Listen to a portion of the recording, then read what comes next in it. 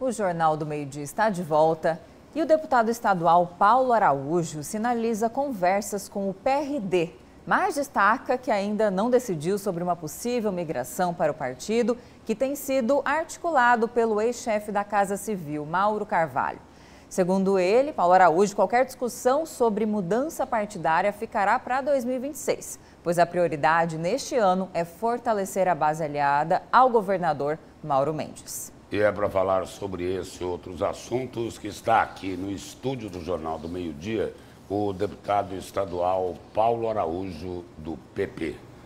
Boa tarde, deputado, e seja bem-vindo aqui ao Jornal do Meio-Dia. Boa tarde. Boa tarde, seja bem-vindo. Novamente, Deputado, o senhor avalia aí mudar de partido, se filiar ao PRD, porque se ficar na União Progressista, a eleição do senhor seria mais difícil? É por aí? Olha, ontem nós tivemos uma notícia muito ruim para o estado de Mato Grosso, aliás, péssima. Né? Praticamente vedou aí o aumento do número de vagas de deputado federal, consequentemente, o número de vagas de deputado estadual. Foi uma decisão do STF, né, deputado? Decisão, né? Então, com isso, inclusive o planejamento, hoje nós estávamos conversando muito com vários deputados, inclusive com o presidente Max, que é um grande articulador e trabalha muito planejamento de partido.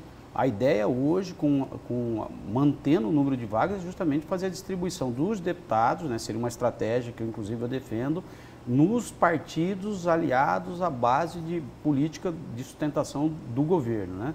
Então, como vai ser mantido e tem também um corte de 20% do coeficiente para o deputado, inclusive isso afasta muitos pretendentes, né, que viam no aumento do número de vagas uma expectativa de eleição, uma votação menor do que os 20% obrigatórios. Com isso, praticamente que afunila, né? Então, a ideia de distribuição dos deputados da base aliada em vários partidos, ela cada vez mais engrossa o coro aí entre os deputados. Agora, deputado, vou repetir a pergunta. A hipótese do Paulo Araújo mudar de partido é porque na União Progressista o senhor acredita que teria dificuldade de se reeleger? Olha, na atual situação, eu acredito que hoje o partido para fazer 4 ou 5, né, pela regra eleitoral que vai acontecer no ano que vem, dificilmente vai conseguir aumentar, vai conseguir bater essa meta. Então, há expectativa real, sim, de nós, inclusive eu, mudar de partido, e o PRD é um dos partidos. Deputado, mudando de assunto, na semana passada aconteceu uma audiência pública a respeito da duplicação da MT-010, é isso, ali na Estrada da Guia. E aí a pergunta que fica é, como está o projeto, o senhor visualizou, o que falta ainda para o governador aprová-lo? Porque vai beneficiar muito ali aquela região, né, que já é urbanizada, inclusive, o acesso a Cuiabá. Muita gente, Camila, muita gente. Aquilo é uma obra muito esperada. Além da segurança que vai dar para quem trafega, e eu ando muito no estado de Mato Grosso, hoje eu posso afirmar que o trecho mais perigoso é o trecho Cuiabá a Guia. Muito perigoso, o fluxo inteiro. Quem vem do nortão do estado de Mato Grosso, praticamente, ele entra pela Guia e pelo Sucuri, né? Então nós temos ali vários empresários, produtores, moradores e quem trafega. Então a duplicação da 010, ela vai mudar o contexto daquela região. É uma grande obra de mobilidade urbana. O governador, ele inclusive na audiência pública, eu disse para ele, autorizou, ó, vamos fazer essa audiência pública em conjunto, o secretário Marcelo esteve lá, a FIENTE, ela doou o projeto ele foi analisado pela equipe técnica, teve que fazer algumas alterações. Então eu acredito que essa obra o governo deva autorizar nos próximos dias ou nos próximos meses. É uma obra de 2 a 3 anos. O volume de recursos financeiros estimado nessa duplicação é algo em torno de 90 milhões de reais, né? Não é um valor razoável. Até um processo de licitação pelas regras, ele demora um tempo. Eu acredito que até ano que vem, se Deus quiser, o governo deva anunciar aí o processo de licitação dessa obra. Deputado, eu acredito e confio muito nessa articulação que foi feita por mim, por outros deputados, né? E com aval do governador Mauro Mendes. Deputado, por falar em obra, na avaliação do senhor, quando é que será resolvido este verdadeiro vexame do Portão do Inferno? Olha, porque é um vexame, não é? Não tenha dúvidas. E eu sou prova que, inclusive tive com o governador por diversas vezes em Brasília, né, conversando com ministros.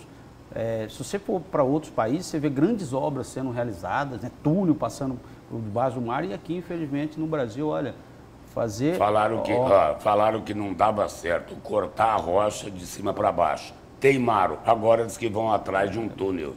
Vai dar certo, né? Tomara Deus, né? Tem que dar certo. Não, por mim, aquele morro já não estava lá fazia muito tempo. A estrada Cuiabá-Chapada já tinha sido duplicada. Agora, infelizmente, a licitação do parque, né? Você viram o vexame que foi, o Estado de Mato Grosso até participou, e inclusive com uma proposta muito maior de fazer os investimentos. Nós temos uma empresa lá que faz a gestão do parque que cá para nós. Não tem condição nenhuma de fazer aquela gestão. Para mim, aquilo lá tinha que ser estadualizada, igual o governo fez com a 63, estadualizar tudo aquilo ali, aproveitar o momento bom que o governo tem, fazer o investimento de fato. O governo tem recursos para isso, inclusive na proposta que quando foi feito o chamamento, o governo propôs lá fazer tantos milhões de reais, 50 vezes mais do que a empresa que está lá gerindo o parque. Mas o senhor concorda que o governo errou ao insistir em algo que não ia dar certo? Olha, até porque foi avisado. Ô Lúcio, 10 milhões de reais jogados fora também. Infelizmente, nós temos uma legislação que dificulta muito o trabalho de quem quer fazer. Eu encaro assim. Não, mas aí não foi legislação. Avisaram que não dava certo. Mas o governo insistiu e não deu certo. Eu acompanhei o governo por diversas vezes na tentativa de fazer aquilo ali. Hoje o governo está fazendo o maior investimento do Brasil, a 163, com recurso do Estado. Eu só estou dizendo para você, nós estamos fazendo uma grande obra. Ou não, o governo não errou ali no Portão do Inferno? Não. Eu acho que a legislação do Brasil hoje impossibilita que os estados e municípios façam grandes obras. Mas a legislação proibiu o túnel? Foi uma decisão do governo. Ali tinha vedações em fazer as obras. Você imagina que o governo não queira fazer Não, nós até entendemos que o senhor é da base do governo, mas olha, eu estou falando o fato. Avisaram que não dava certo cortar a rocha de cima para baixo. Olha, eu não sou governo insistiu. Eu não sou engenheiro. Não, mas os técnicos... O que eu digo, Lúcio, é o seguinte. Você não imagina que o governo tem interesse de fazer aquilo ali o mais rápido possível? Eu citei a 163. A 163 é uma das maiores obras, com recursos do Estado. Você acha que o governo ia fazer aquilo ali para livrar das reclamações que eventualmente acontecem com o governo? Acho que você pode ter certeza que você não passa pela cabeça que o governador Mauro não queria fazer aquilo ali o mais rápido possível. É lógico que queria. E eu acompanhei as idas no Ministério, com a ministra do Meio Ambiente, com outros ministros. Se aquilo ali não tivesse vedação, aquilo ali já tinha sido feito fazia muito tempo. Deputado, outra obra que também tem causado indignação é o lento BRT, as obras lentas, né? Nesta semana, o presidente da Assembleia, deputado Max Russi, está cobrando multas e tudo mais para que o governo pressione o consórcio. O senhor corrobora com essa fala? Tem cobrado também por parte do governo? Concordo. É uma obra que já deveria estar em estágio avançado. O governo, inclusive, trocou, né, a empresa inicial, tem o outro consórcio, e a cobrança tem que ser diária mesmo, em que pese a reclamação das empreiteiras de modo geral é com relação à falta de mão de obra, e isso de fato acontece, mas para Cuiabá é a obra mais importante que o governo do estado poderia entregar para a população.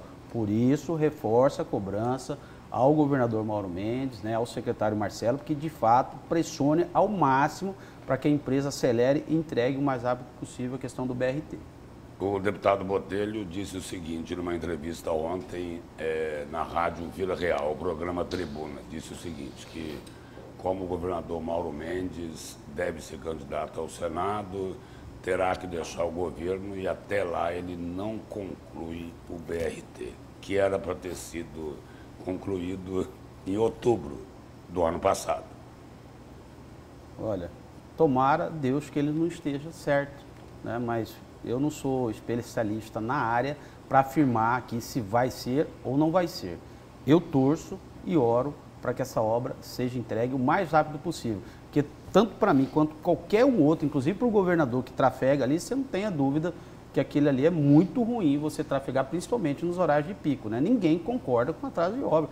Nem o governador, nem os da base, nem os da oposição, aí todo mundo é unânime. A obra, ela precisa acelerar. Deputado, saindo completamente desse assunto de obras de infraestrutura, o senhor apresentou recentemente um projeto para permitir que mulheres portem armas de eletrochoque, é isso?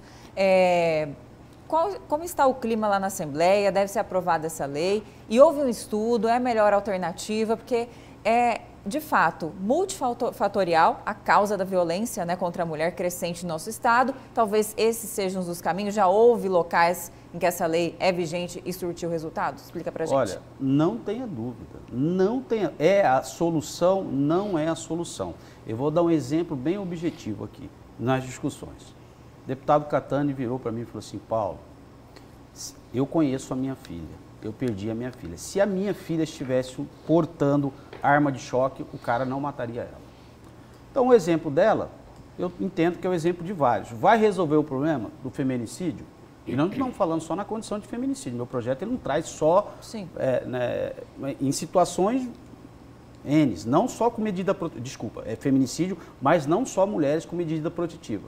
Eu tenho certeza absoluta que muitos desses casos que culminou com feminicídio, eles não teriam o resultado. E vai haver um treinamento? A liberação da arma é mediante treinamento e capacitação. Uma mulher que está ali naquela situação fala: olha, eu vou dar um exemplo.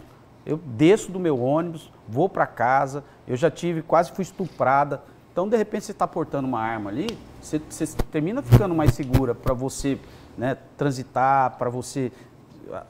O emocional da mulher, você imagina assim, você portando, você se sentir mais segura com aquilo ali. E, de fato, depois que eu propus, e na fala do próprio Catani, eu tive a certeza que é uma das ferramentas para poder diminuir o feminicídio. Não é a única. Reafirmando. O Catani parou meu discurso e falou assim: ó, se minha filha tivesse a arma de choque, ela não teria sido. Deputado, obrigado pela presença e pelas informações aqui no Jornal do Meio Dia. Eu que agradeço. Obrigada, deputado. Obrigado.